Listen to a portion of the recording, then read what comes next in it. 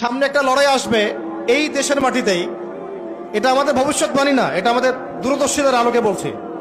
একটা তো লড়াই দেখছেন প্রকাশ্য কুফুরের সাথে তাওহীদের লড়াই, একটা লড়াই দেখছেন না, প্রকাশ্য কুফুরের সাথে কিসের লড়াই? তাওহীদের। সামনে একটা লড়াই দেখবেন মডারেট ইসলামের সাথে প্রকৃত ইসলামের লড়াই। নতুন একটা ব্যাটল। পক্ষ থেকে আমার পক্ষ থেকে আন্তরিক সালাম, শুভেচ্ছা, আসসালামু আলাইকুম।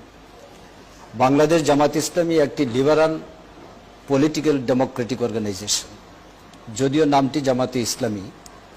বিদেশের সকল শক্তি এই বিষয়ে একটি একমত যে Jamaat is a moderate Islamic organisation, democratic organisation.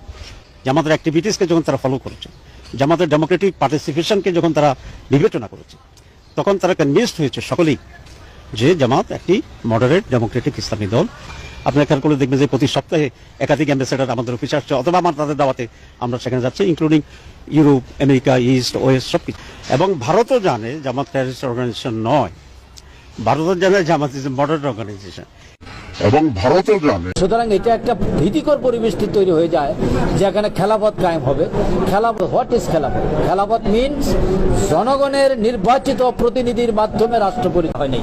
আপনারা দেখেছেন আমরা যেখানেই যাচ্ছি, জামাত ইসলামী নারীদের সাথে কথা বলছে, ইউরোপিয়ান ইউনিয়নের সাথে নারী ছিল সেখানে কথা বলছি। আমরা কোনো ঘর থেকে বের হইতে দেওয়া হবে না, এরকম আকার ইঙ্গিতে অনেক বেশি আনন্দিত বোধ করছি। তারা আমাদের কথা ভাবতে শুরু করেছে, কিন্তু আমি বলতে চাই এটা যথেষ্ট নয় আমাদের জন্য। কারণ একজন প্রতিবন্ধী শিক্ষার্থী হিসেবে আমাদের কথা আরো অনেক আগে ভাবা উচিত ছিল। বাংলাদেশ স্বাধীন হয়েছে 1971 সালে, এত দীর্ঘ সময় পার হয়ে গিয়েছে, কিন্তু এতদিনও আমাদের মতো প্রান্তিক জনগোষ্ঠীর কথা। Government by the people, for the people, of the people, এইভাবে গণতন্ত্র থাকবে। গণতন্ত্র থাকবে, government by the people, for the people, of the people, এইভাবে গণতন্ত্র। নামাজের সাথে তেলাওয়াত ধরে রাখেন, আজকার ধরে রাখেন, ওলামা একরামের সোহবত ধরে রাখেন, এবং প্রকৃত ইসলাম আর এই protestant version of Islam, moderate Islam, এর পার্থক্য বোঝার চেষ্টা করবেন। ইসলাম শিখবেন আল্লাহ, তার রাসূল এবং সাহাবীদের কাছ থেকে। সাহাবা তো সত্যের মাপকাঠি নয়, বরং সাহাবায়ে কেরাম নিজেদেরকে। আর দাড়ি নিয়ে যেটা আমাদের কনসার্ন সেটা হলো দাড়ি রাখা সুন্নত, এটা নিয়ে আমরা কোনো বিতর্কে যেতে চাই না। তবে দাড়ির পরিমাণ নিয়ে বিভিন্ন স্কলার, বিভিন্ন ইমামরা অনেক মতভেদ আছে। কেউ বলেছেন এক মুষ্টি, কেউ বলেছেন যে দূর থেকে দাঁড়িয়ে আছে এতটুকু বোঝা, এভাবে বিভিন্ন আছে। বাট দাড়ি রাখাটা সুন্নাত। রাসূলুল্লাহ সাল্লাল্লাহু আলাইহি ওয়াসাল্লাম দাড়ি রেখেছেন, সুতরাং দাড়ি যদি আমরা রাখি এটা সুন্নাহ। তিনি দাড়ি রাখতে বলেছেন, তাহলে তার আদেশ মানা ওয়াজিব। রেখেছেন, রাখা সুন্নাহ। রাখতে বলেছেন, আদেশ মানা ওয়াজিব। এজন্য এটাকে কোনোভাবে হালকা করে দেখার সুযোগ নেই। দাড়ি নিয়ে যেটা আমাদের কনসার্ন সেটা হলো দাড়ি রাখা সুন্নত, এটা নিয়ে আমরা কোনো বিতর্ক দিয়ে গুলি চালাইতে পারে এবং গণহত্যা করতে পারে। তাদের তো রাজনীতি করা তো বহু চিন্তা ভাবনা। তো পাকিস্তান আমলে তো পাকিস্তান আমলে 1971 সালে তো আমাদের পয়সা দিয়ে কেনা অস্ত্র দিয়ে বাঙালিদের মারা হলো, কিন্তু জামাত ইসলামী তো তার বিরোধিতা করে নাই। হ্যাঁ, তার বিরোধিতা করে নাই, করেছে, সেই প্রশ্নে আমি আজকে যাব না।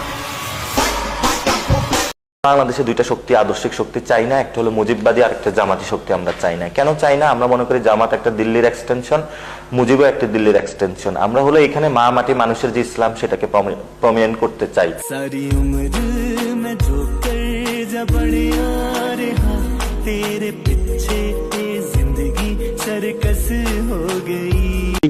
ইউরোপ, আমেরিকা, ইস্ট, ওয়েস্ট, সব কিছু। এবং ভারতও জানে জামাত টেররিস্ট অর্গানাইজেশন নয়, ভারতও জানে জামাত ইজ এ মডারেট অর্গানাইজেশন, এবং ভারতও জানে জামাত টেররিস্ট অর্গানাইজেশন নয়, ভারতও জানে জামাত ইজ এ মডারেট অর্গানাইজেশন। তো আমরা আশা করি ইন্ডিয়া তার ভুল বুঝবে এবং জামাতের যে সঠিক অবস্থান সেটা অনুধাবন করবে এবং বাংলাদেশের সকল দলের সাথে একটা ওয়ার্কিং রিলেশন ইন্ডিয়া তৈরি করবে বলে। প্রিয় ভাইরা, এখানে আপনারা অনেকে ফ্ল্যাগ নাড়বেন, নেড়েছেন, হয়তো বা আবার নাড়বেন। দুটো ফ্ল্যাগ ছাড়া কোনো ফ্ল্যাগ এখানে উঠবে না। একটি বাংলাদেশের ফ্ল্যাগ আর একটা বাংলাদেশ জামাতে ইসলামীর লোগো সম্বলিত ফ্ল্যাগ। এর বাইরে মেহরবানি করে কোনো ফ্ল্যাগ এখানে উড়াবেন না। কারো হাতে থাকলে এটা নিচে রেখে দেবেন। ও গোবিন্দ নমো শ্রী ঈশ্বর নমো, ও গোবিন্দ শ্যামরায়, ও গোবিন্দ নমো কোন বিষ্ণু শ্যাম, ও শ্যামরায়, ও শিব, ও দুর্গতি মহামায়া, মহালয়া বসির মাতৃগম, ও পার্বতী মহামায়া, ওম শান্তি, ওম শান্তি, ওম শান্তি।